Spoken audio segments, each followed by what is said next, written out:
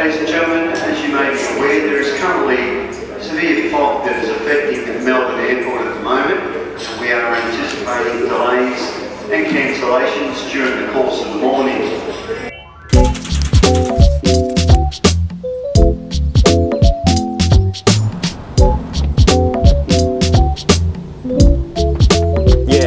That to pay, sorry, yeah. No, it's okay. It's just new for me, I think I've only done this once or twice.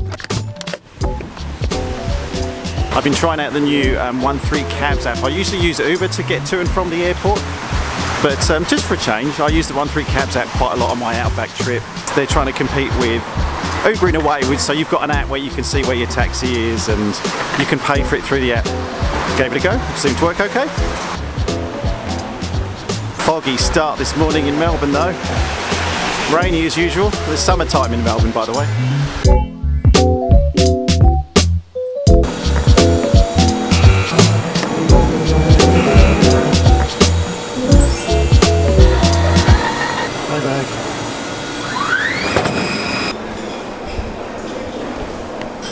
Baked goods.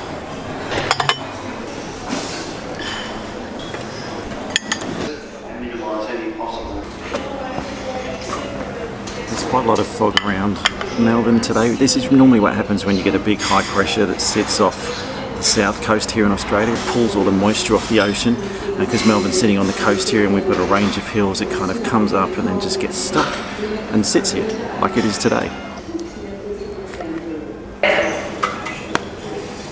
This is by far one of the best seats. No, this is the best seat in the new lounge here at Melbourne. Not only is it really quiet, because not a lot of people walk all the way down through the lounge to get to this point, but you can see all the way down the east-west runway, and you can see all the Qantas gates with the aircraft getting ready before they're heading out.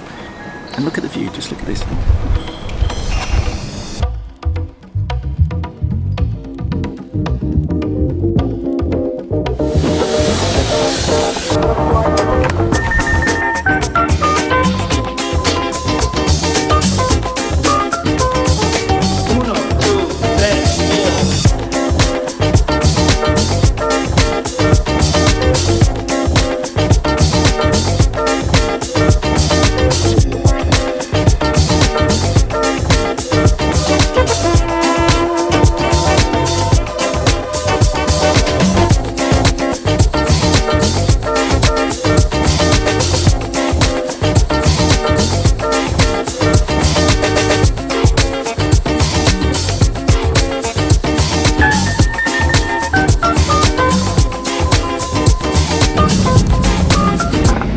Warm welcome to Sydney this morning, where the local time is approximately 9:38 a.m.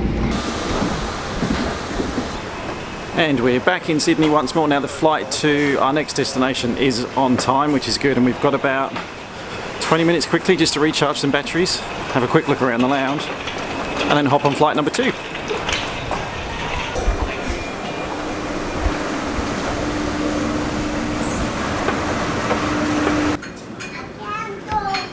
I've just discovered on Instagram, you know when you get your messages on Instagram, they appear in the top right corner, but there's another bit where if you get messages from someone who doesn't follow you, or I think who you don't follow, it comes up as a request, but it's tucked away right in the corner and I've never seen it before. So I've got, it says 99 plus requests, but there are hundreds of messages in there. So if I've missed you out, it's not because I didn't want to write back, it's Instagram.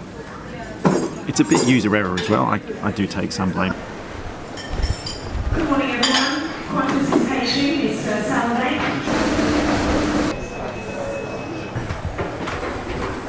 Okay, 10 internet points. If you can tell me what plane we're just about to get on.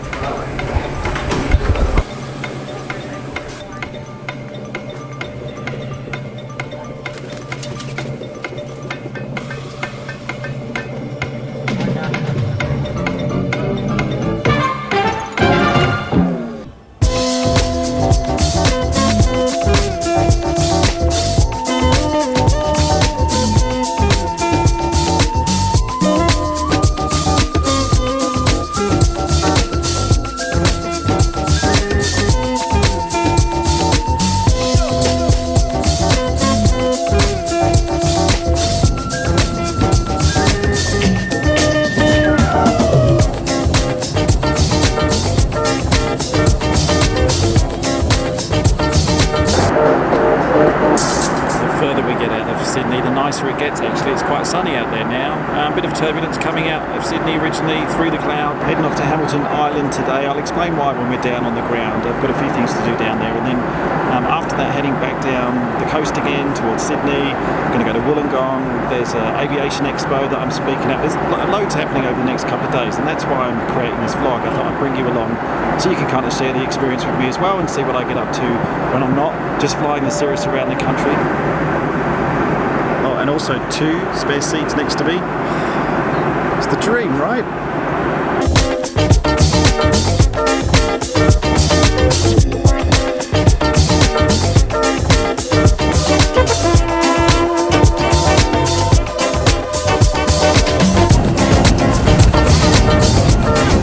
Welcome to Hamilton Island. The local time is 12:30 p.m. Okay, apparently up here to the roundabout, right, and then my Melbourne clothing has changed to Hamilton Island clothing. The fog's gone, replaced with palm trees. So apparently we need to go down this road and turn right at the end. That's where we're heading to the airport control tower. That's where we're going to today. I'm going to go meet a guy called Brian there, who's in charge of the tower, and just have a quick chat about some of the operations down here on Hamilton Island. But it's quite perilous actually. There's a load of golf buggies and they go pretty fast. Oh, why didn't I get a golf buggy? Why am I walking?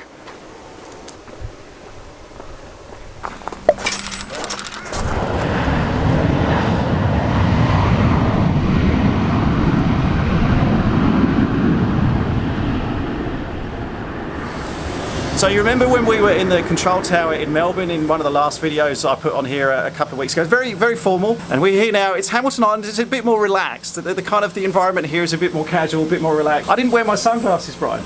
G'day. I should have put my sunglasses up. This is Brian. He's the air traffic controller down here at Hamilton Island. Blues are outbound, anybody departing here. The buff, or yellow, is everybody arriving. And the pink, people doing other stuff. So he departed, he's a through flight. This is the runway. So if anybody's clear to land or clear to take off, like this guy here, that will be in that box there. And so these aircraft on the right, they're due in, These you were telling me? These are the scheduled arrivals, and these are the scheduled departures, of which 2 of them are exactly the same.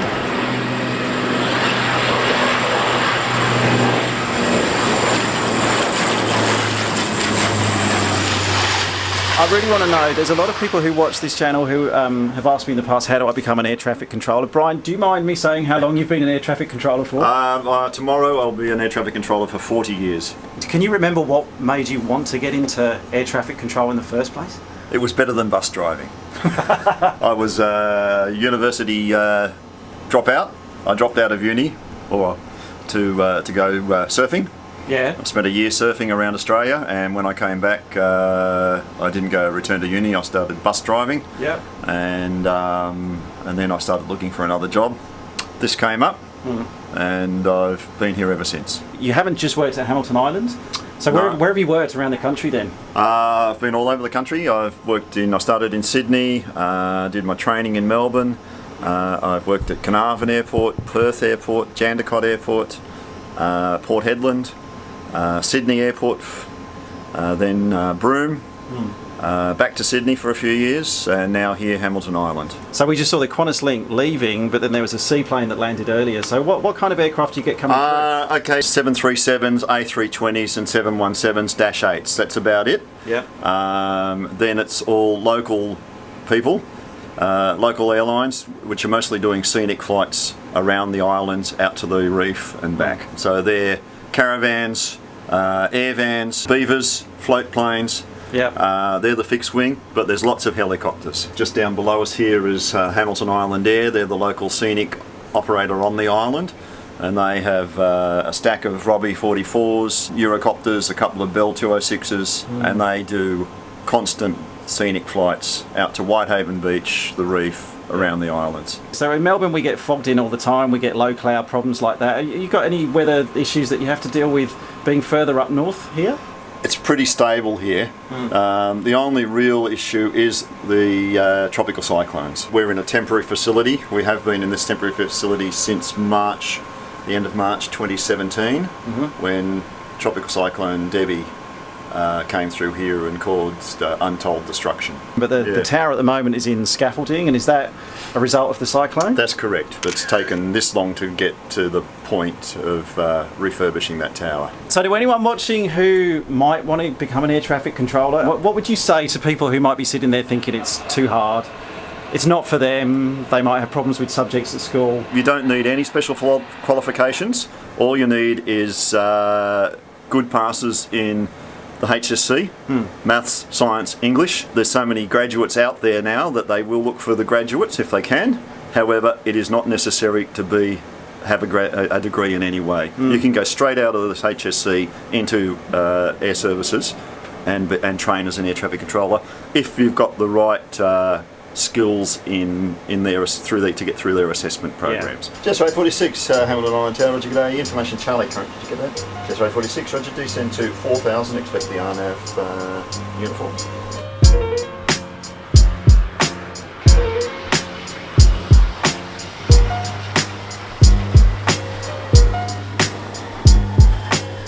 So how many movements do you get each day then? How many aircraft you get coming in and out?